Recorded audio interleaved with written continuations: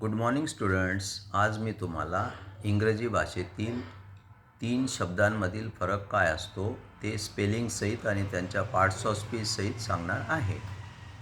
पहिला शब्द आहे TO2. टू म्हणजे ला, कडे. TO2 हा शब्द प्रेपोजिशन आहे, त्याचा पार्ट ऑफ स्पीच प्रेपोजिशन आहे. त्याचा आपण वाक्यात उपयोग करूया. For example, I am going to school. TO2. दुसरा शब्द आहे TWO. TWO2 म्हणजे 2.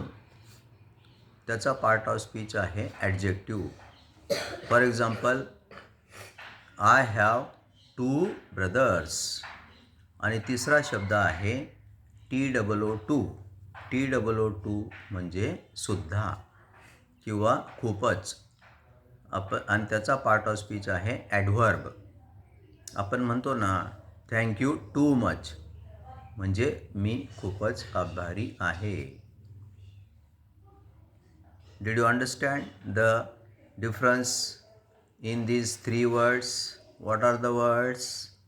TO2, TOO2 and TWO2.